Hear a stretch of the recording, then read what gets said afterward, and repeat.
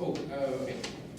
All right, so everyone, welcome to our CS 456 review session for fall 2017, officially the most awkward review session ever. So before we start with reviewing stuff, let me just explain a few of logistics. You know, this class has been through a lot, including trying to listen to a lecture in the, with the apocalyptic background, like it's some kind of a weird game. Then we had that. So basically, we were supposed to do two important things in the last class. One thing was we're supposed to finish up the network lecture, the web security lecture, and the other one we're supposed to do SOQs. And because somebody thought that flushing the toilet was so so not trendy, they decided to kick the thing you press to flush, and I think the rest so it broke, and that's actually what happened. That's what I've been told. So, yeah, so the building was evacuated, and our class was canceled like in the last half an hour.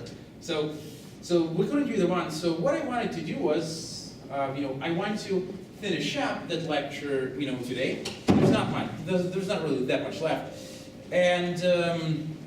I was speaking to the CS office, what do we do about SOQs, because we are required to, administer them. And they said, like, what do I do? Do I write on, on my semester report that I couldn't do the SOQs because the bathroom pipes broke? I thought I might as well write, my cat ate my SOQs, So basically what the office told me, and, my jaw dropped to the first floor, we're on the 5th, is that, well, before you give the final, just have them give the SOQs.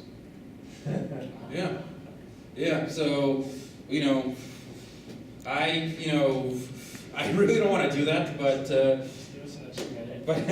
but I feel like I have no choice, so, yeah. Think of like taking the SATs, before you took SATs, how we had to bubble in your name and everything. Yeah, so just to make sure that before the exam you're already exhausted and you have like no mental power to, to focus on what's important. So yeah, so I really don't have any other choice in that matter. So yeah, we could, so basically what we can do is maybe like before the start of the class, maybe taking 5-10 minutes, just do the SOQs, and then for that we can start with the exam. The good thing is that we are in the last class, and the room is reserved for us for like 3-something hours. I don't think there's anybody else there after us. So as far as getting extra time, it shouldn't be a problem. So as far as I'm aware, so class A gives extra time always anyway. So yeah, that looks like what we'll have to do. I don't like it, but who cares what I think, right? So any questions? Yeah, no?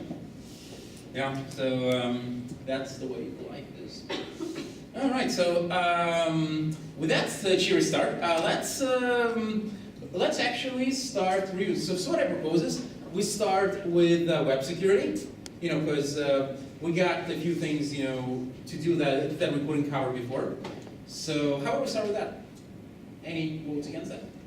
No, we're good. Okay. So let's first review the web security.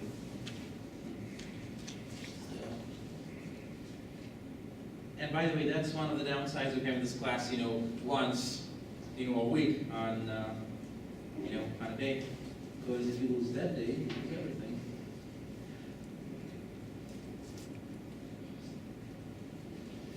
All right.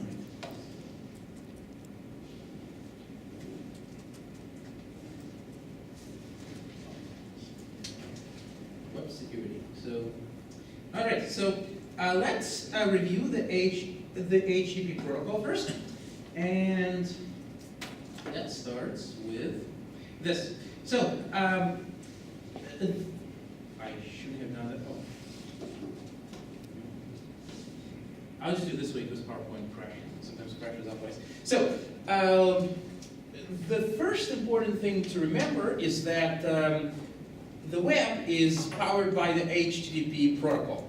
And hence, everything else that follows is in some way related to HTTP. So HTTP stands for Hypertext Transfer Protocol, and there are two main messages. So there is the message sent from the client to the server, which is HTTP request, and that's how the client requests things from the server. And the server replies back with an HTTP response message that contains its reply. So the HTTP messages, they all have this structure. So the first structure is the header line, which consists of the request method, such as, for example, get. So get slash, for example, index.html using HTTP slash. So the header line consists of number one, the request method, which could be either get, post, or head. Nowadays there are also a few others. There is upload and delete. And then there is the file that I want to request from the server.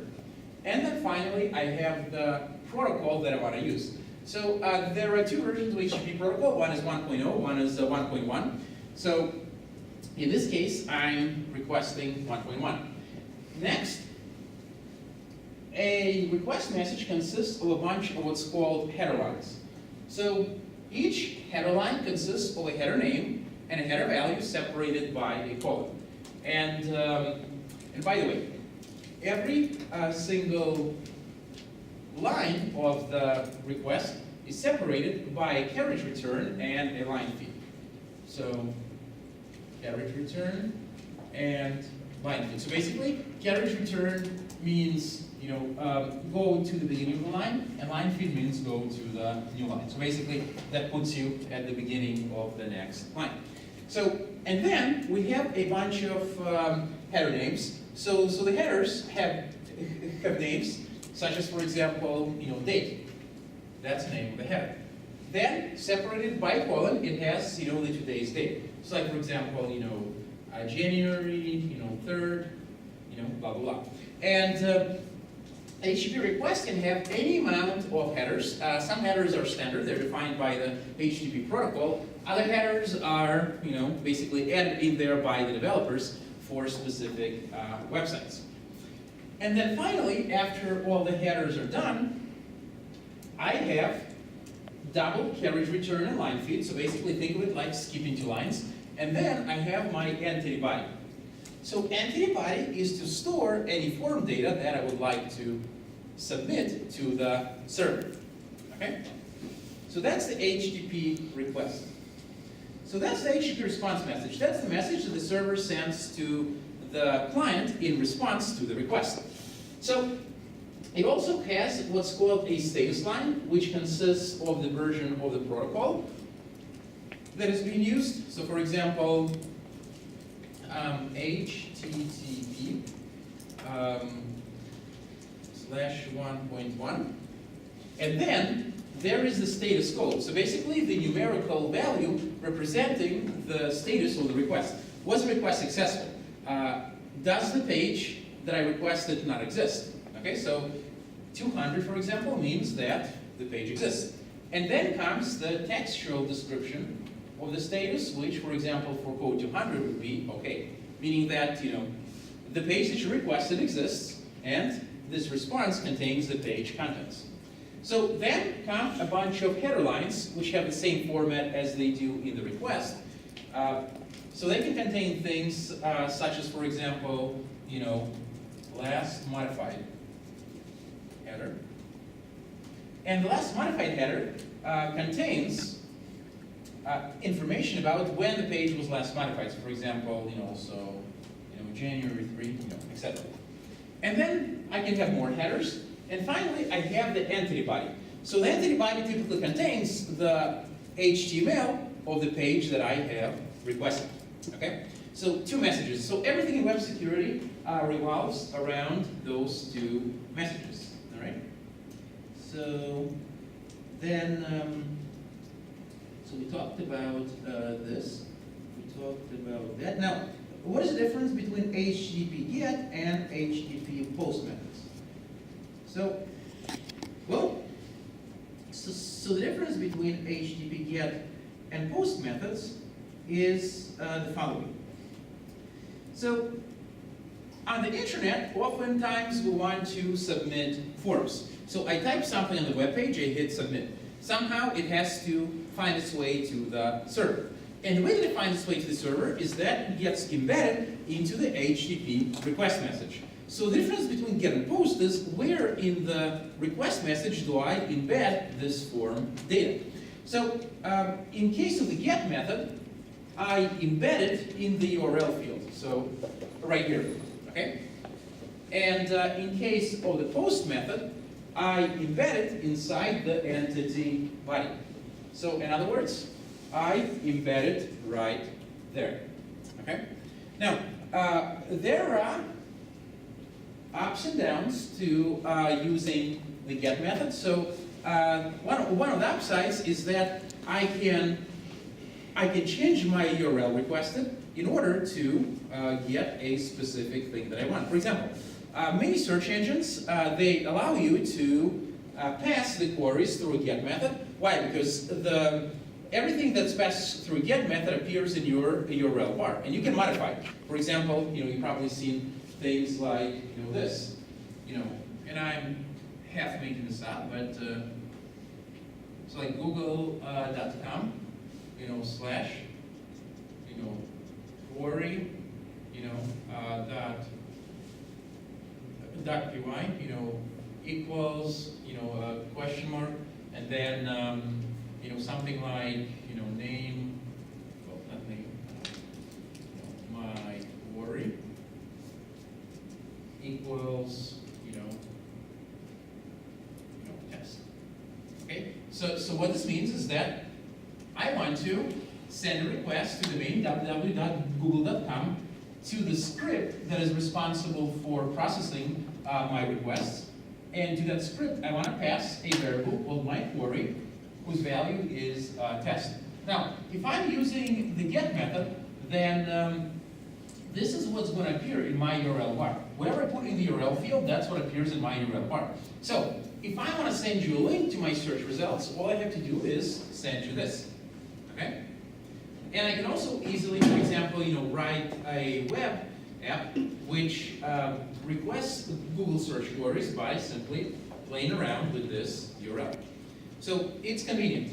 But of course, the downside is that, number one, it's less secure, and that's something you never want to use for, for things like logins. Because, once again, your username and password will show up in your URL bar. Not something you ever want.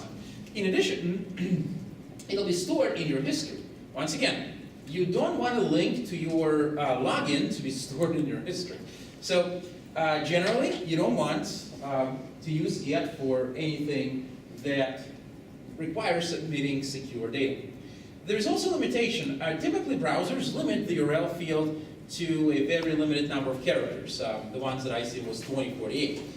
So if you're writing, for example, an application like Facebook, where people will be posting, rants and rants and rants on how cute their cats are, probably 2048 characters is not enough for that. That's why you want to use POST. So when you use POST, the data goes into the entity body, and you can put as much data in there as you want. And also, in addition, it's not going to show up in the URL bar. So generally, for anything that is secure or is long, use the POST method. Okay, put it in the entity body. Make sense? Right. So now, and then the next thing it asks us is. So, regardless of whether you put your data into the GET or the POST field, how does the data get transferred? Well, everything gets transferred across the internet, right? And as you know, internet does not really encrypt your data. So whatever you send, even if it's in the entity body field, it'll travel in plain text. So if somebody happens to intercept this message, and it's not that hard to do, they'll be able to see what's in it. So by default, no matter where you put things in the HTTP request, they will be in plain text. So HTTP is not encrypted, it's not authenticated, it's just not a secure protocol. Okay? So that's why we invented HTTPS, right? So, and how does HTTPS help secure HTTP? Describe the steps of the SSL session. Okay. So, HTTPS was invented in order to make HTTP more secure. So HTTPS stands for Hypertext Transfer Protocol over Secure Socket Layer. Now, so the Secure Socket Layer, SSL, or its cousin TLS, which is basically the dominant one right now, this is the mechanism behind HTTPS. Okay, so HTTPS relies on SSL. Now, the interesting thing about SSL and TLS, SSL is Secure Sockets Layer, TLS is Transport Layer Security. Now, so at what layer does TLS function? It's called Transport Layer Security. What layer? Transport layer. Very good, application layer. Yeah, it's actually the application layer. So, I know, intuition, right? So the reason why it functions at the application layer is like this. So if you remember your layer stack model, so you have your application layer, so application, where run your things like HTTP, right? And then typically, when the application layer has to send something, it pushes it to the transport layer, right? Which is responsible for process-to-process communications. So here run things like TCP and UDP. Okay. So TLS is kind of like in the middle over here. It's part of the application layer. So whatever the application wants to push down to the transport layer, TLS says, wait a minute. Before I actually push the stuff down to the transport layer, let me, encrypt it, or let me authenticate it, or let me compress it. But TLS itself runs at the application layer. Okay? So whatever the application layer protocol, like HTTP wants to send, TLS will take and, encrypt first. Okay? HTTP. So in HTTPS, basically that's HTTP plus TLS. Okay? Now, HTTP is blissfully ignorant of the fact that its messages get, encrypted and decrypted in the middle. I mean, if you did web development, typically, did you ever care about whether your HTTP requests were being encrypted or not? In the middle, probably not, right? So that's, that's exactly what happens there. Okay? So, but good intuition. Right? Yeah. Yeah, so now, if we were using the OSI model, and this is more of a critical thinking question, but if we use the OSI model, where do you think TLS would most likely go? Presentation layer. The presentation layer, right? Remember the presentation layer? It's responsible for doing data transformations before sending the data. And encryption is certainly a type of data transformation, okay? Okay, good. You guys definitely know your layers. Okay? This is very inspiring and very disappointing at the same time because, well, I'm not going to tell you, but last week I've been asked by a little company. I'm not going to tell you where they are or what they do, but they wanted some help, with their security, and I thought, I help them. So. And they had, 2 IT people, so I asked what layered solutions are you using. Basically, that means, at what layers you're protecting your data. And typically the answer should be, at least at the application transport, and if you're really good at the network layer. They said, oh, what layers? I said, well, I thought maybe it was unclear. Say, application transport. Oh, what are those? Yeah. So, but I'm glad to know that you guys will be better than that, right? So, yeah. So, see, that's why you take a class. Okay. So, yeah. So basically, yeah. My reaction was, wait a minute, I gotta use the bathroom because I really gotta do my hair. Yeah. So, yeah. Oh, I want to put their hair too. Yeah. So, okay. So, okay. Anyway. So, and then the next one is describe the steps of establishing an HTTPS session. So, basically, the way that HTTPS works is like this. When you type your domain name, right? If I'm just going to a plain HTTP website, the process is very simple. The TCP first opens up a connection to that web server on port 80. Then the client uses the connection to send HTTP request. Server responds back with an HTTP response, and we're done. Well, but in case of HTTPS, before HTTP can do its own thing, we don't just want to open a regular connection. We want to open a secure connection. So yes, TCP will still open a connection on port 80, but before HTTP is allowed to send or receive anything, HTTPS or TLS will have to establish a secure channel. So first, TCP opens connection on port 80, then TLS is going to go in and establish a secure channel. So in other words, it will use the TCP connection to negotiate with the server, saying, all right, so, let's decide what kind of algorithms are we going to be using to encrypt the data. Let's decide what keys are we going to be using for encrypting the data. Okay? So basically, negotiating the secure connection. And once that happens, then HTTP can send an HTTP request. TLS will, before it allows it to be sent, it will yank it out. It will encrypt it using the previously negotiated protocols and keys, and then send it to the server. The server will receive it, decrypt it using the algorithms and keys that it has negotiated with the client, and then, send back an encrypted response. The client will get it and decrypt it, and they all live happily ever after. Now, so there are two main cryptographic techniques that are used in TLS. So the first one is the public key cryptography. So in public key cryptography, we have two keys. One key is used for encryption. The other key is used for decryption. Whatever one key can encrypt, the other key can decrypt. But I cannot use the same key for encryption and decryption. So essentially, I got something like this. So I have two keys. So every individual has two keys. So let's say this is Bob, a stick figure Bob. He has a sort of smile. And then he has a friend, Alice. A stick figure Alice. Okay?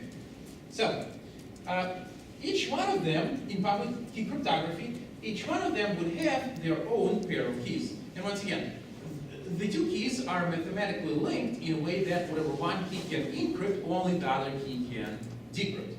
So, and I'll use different colored markers for that. So, Bob is going to have a public key, which I will call PUB. And he's going to have a private key, which I will call PRB. And Alice, so this is Bob, so we'll just use this. Bob, Alice. Okay? So, and then Alice is also going to have a public key, which I will call PUA, public key Alice, and private key of Alice, so PRA. So now, there is a mathematical relationship between the two keys. So basically, if Bob wants to send a message that Alice can decrypt, he would have to encrypt it. So let's say the message is called M. So M equals message. So he would encrypt it using the public key of Alice. So he would encrypt the message using the public key of Alice. Now, he sends it to Alice, and Alice can now decrypt this message using her private key, right? Because only Alice's private key can decrypt a message that was encrypted using Alice's public key. So, and this will provide confidentiality.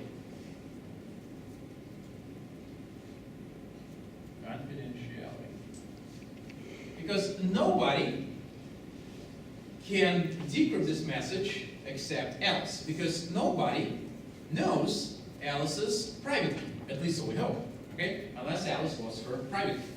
So that provides confidentiality. Now, let's say that Bob wanted to send Alice a message that isn't necessarily confidential, but Alice would have a way of verifying whether that message was sent by Bob. Well, Bob could encrypt the message using the private key of Bob. Now, this means that anybody who has Bob's public key, and everybody has Bob's public key, because, well, that's the definition of public, but, you know, he publishes it, so Alice would also have a public key of Bob. So, when Bob sends this message to Alice, which has been encrypted using Bob's private key, guess what? Alice can decrypt it using Bob's public key, right? Because whatever was encrypted using Bob's private key can be decrypted only using his public key. So if Alice was able to successfully decrypt this message, this means what? It has to be coming from Bob, right? If Bob's public key has successfully decrypted this message, this means the message has been encrypted using Bob's private key, right? And only Bob, hopefully, has Bob's private key, okay? So this would provide digital signature. Okay? And vice versa.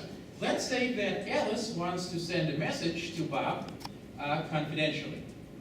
Well, she would have to encrypt the message using Bob's public key, right? So she would encrypt it using Bob's public key. Okay? And this would provide confidentiality. Because, once again, whatever can be encrypted using Bob's public key can only be decrypted using Bob's private key. So if Alice encrypts her message using Bob's public key and Bob receives it, he will be able to decrypt it using his private key. And nobody else is going to be able to decrypt this message. On the other hand, if Alice wants to send a message to Bob that is not necessarily confidential, but she wants Bob to be able to verify that this message is coming from her. So she would then encrypt this message using her private key. So private key of Alice, message M. And this would provide digital signature. Okay? Because when Alice encrypts this message using her private key, and Bob has Alice's public key, because once again, that's the definition of public, everybody has it. So when Bob receives this message, which has been encrypted using Alice's private key, he can decrypt it using Alice's public key, that should say A. Okay? He can decrypt it using Alice's public key. And if he successfully decrypts this message using Alice's public key, this means it has been encrypted using Alice's private key, and only Alice has Alice's private key. Therefore, this message has to be coming from Alice. Right? Make sense? So that's the public key cryptography. Oh, that sunset is pretty gorgeous there. Look at that. Yeah. Yeah. Yeah. Just something I noticed. Yeah. Look at the resolution. Wow. Yeah. Yeah. Wow, very wide screen. Yeah. So, must be Sony. Right? Yeah. Oh yeah, I think I see the copyright somewhere. The trademark. Yeah. All right? So, that makes sense, right? That's the public key cryptography. The first technology that is used in in TLS. Another technology that is used in TLS is the symmetric cryptography. So symmetric cryptography basically means that Bob and Alice, they use the same key in order to encrypt and decrypt. So in other words, before Bob and Alice can communicate, they have to exchange a key somehow. So once again, here is my Bob.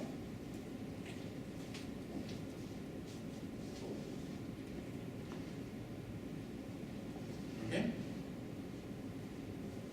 Well, Bob was born in Chernobyl. Here. In fact, they're actually cats. It's a little known fact. But Bob and Alice were actually cats. So like that's Bob now. Okay? And that's Alice. Okay?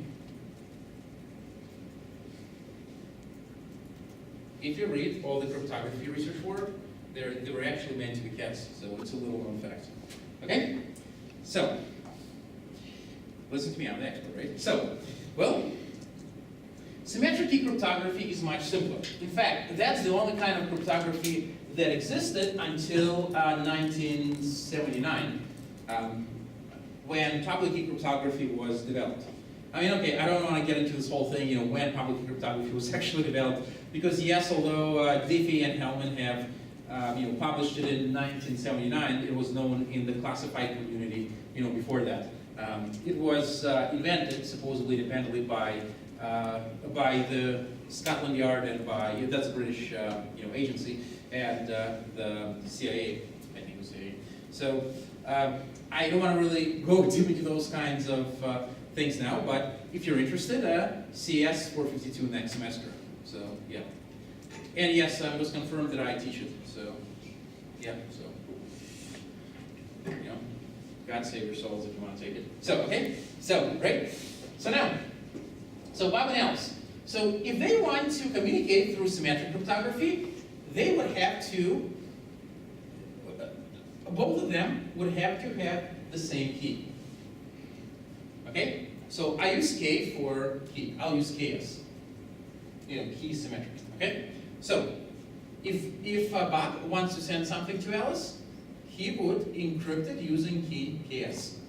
When Alice receives it, she would decrypt it using key KS. So that's Bob's message. So, and she can decrypt it using key KS. And same thing, if Alice wants to send something to Bob, then she would encrypt it using the same key, KS, and then Bob would decrypt it using the key KS. So just one key. Now, this provides only confidentiality, okay? Confidentiality.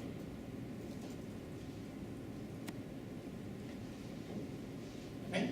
Now, you may say that, well, that looks kind of weird. Because, I mean, look, public key cryptography can give us both confidentiality and digital signature. So why, why bother with symmetric, right? Which only gives us confidentiality.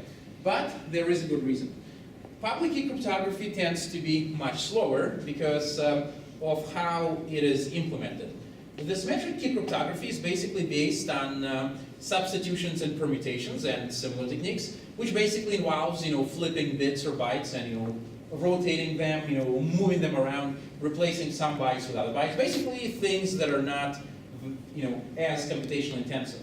Public key cryptography is usually based on complex mathematical procedures. For example, RSA, that's one of the most popular public key cryptography schemes. It's based on computing powers of large numbers, large powers of large numbers, which is mathematically intense. So generally, if you have large quantities of data to encrypt, you definitely don't want to encrypt them using public key cryptography. You want to encrypt them using symmetric. So in practice, how they're used together is that I would use the public key cryptography in order to distribute the symmetric key.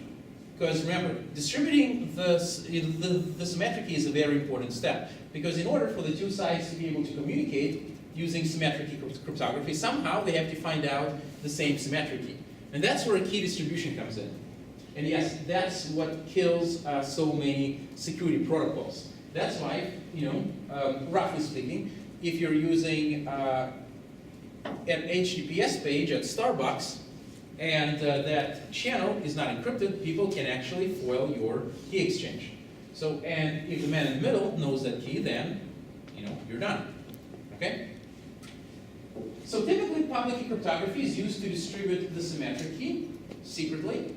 So an example scheme could be, Bob would generate a symmetric key, then encrypt this key using Alice's public key.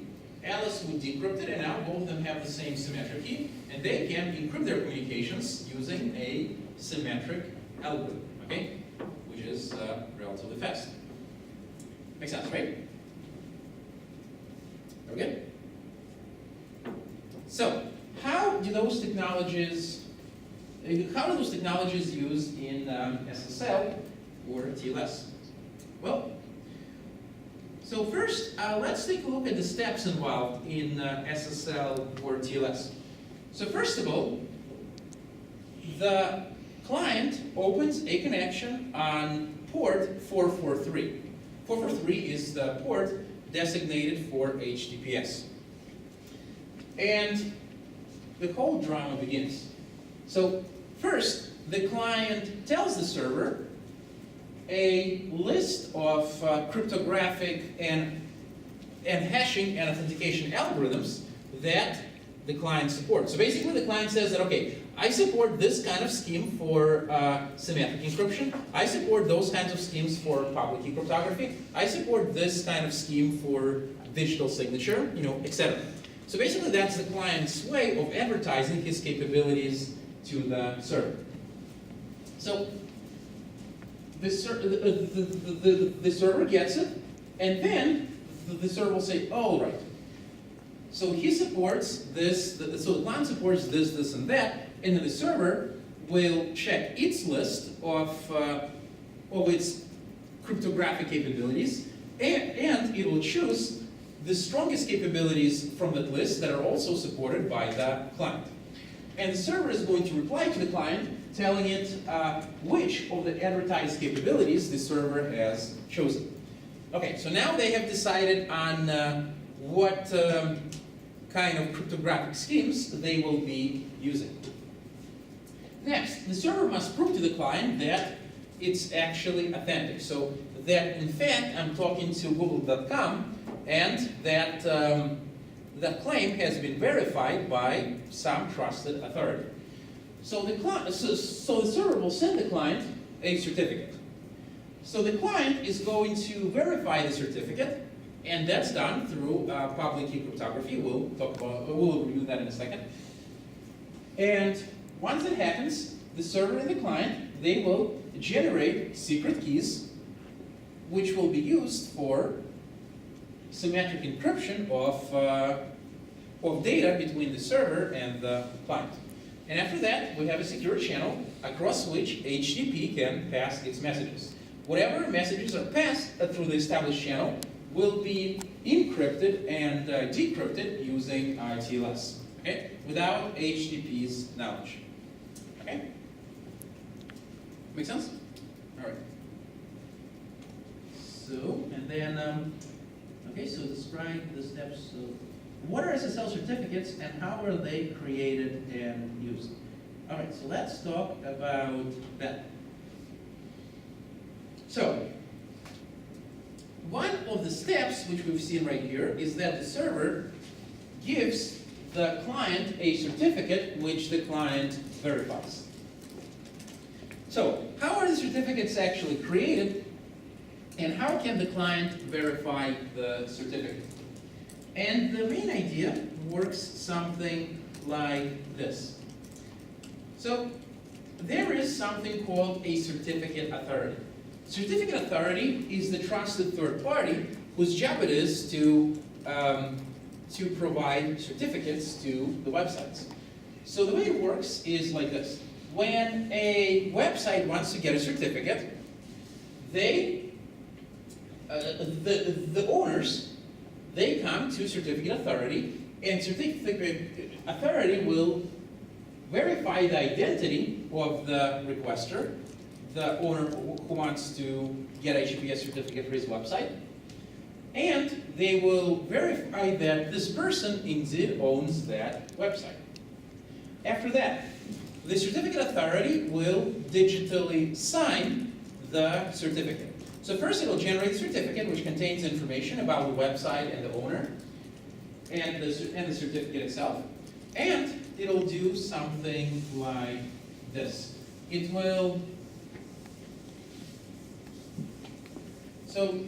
going to put together a certificate which will contain things like, the website name, particular order. Well, yes, there's a particular order in real world, but I'm just writing down information. A website name, owner, and a bunch of other information.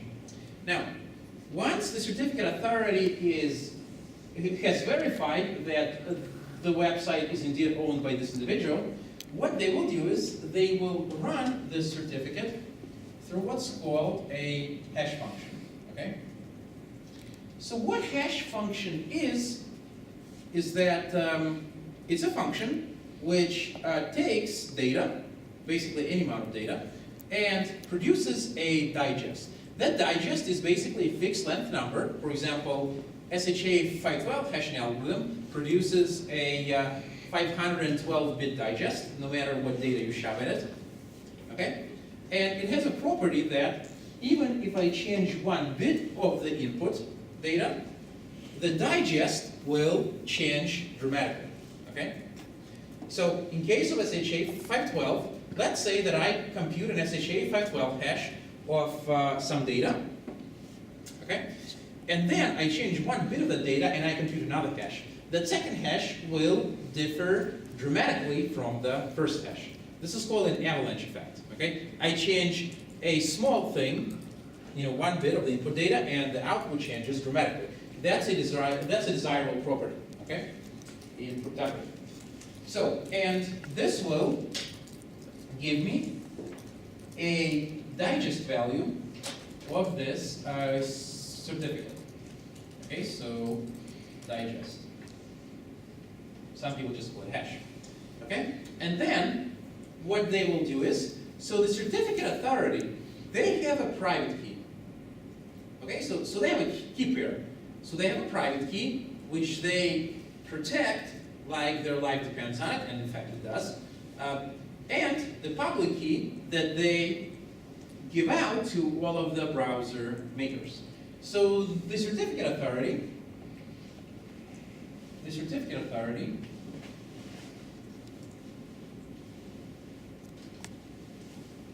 they have two keys. Public key of the certificate authority and the private key of the certificate authority. Okay. So what they will do is they will take this digest and they will then encrypt it using the private key of the certificate authority. Digest. And what comes out is a digital signature. Okay? And what they will do is your final certificate is basically the original certificate. Okay? Plus the digital signature. And this is what they give to the client. Okay? So the client installs the certificate on their website, and not the client, the server, the web server installs the certificate on its website. So whenever the client connects,